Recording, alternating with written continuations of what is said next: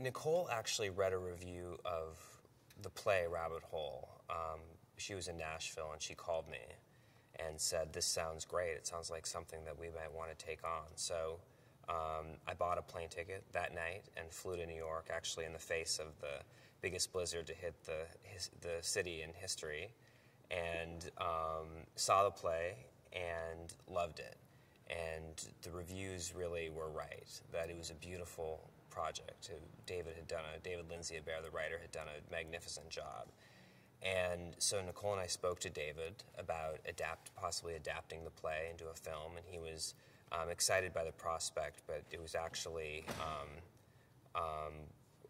we talked a lot about what it would mean to bring this to the screen, and we decided that a collaborative process with David being the screenwriter would be the best way to go. Aaron just seemed right, It's hard to sort of identify what about an actor is right for something, but Aaron, I think, I could just imagine him with Nicole. They seem like a natural husband and wife. And when they were together, actually, their chemistry was just magnificent. I think they just share a certain gentleness and a certain humor, and understand each other and sort of speak the same language in that way that is so rare between two people. And he just seemed right. And he did a beautiful job. And when he actually was acting with Nicole, I never for once doubted that these people were an actual married couple. I think Rabbit Hole is most surprising in the humor. People don't necessarily expect a story about grieving parents to be funny.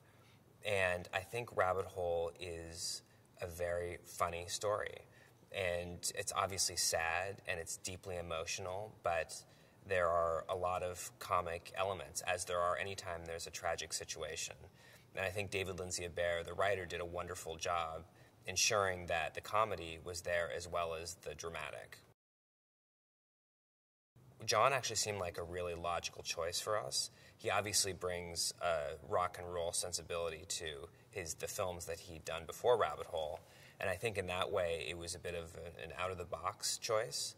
But after we spoke to John, it was just obvious that he was the right person for the material, and we were excited by the possibility that maybe he would be bringing something to the project that wouldn't otherwise be brought to it. So John actually was both exciting and seemed logical. But John Cameron Mitchell actually lost a brother when he was young, and he really connected to the material personally.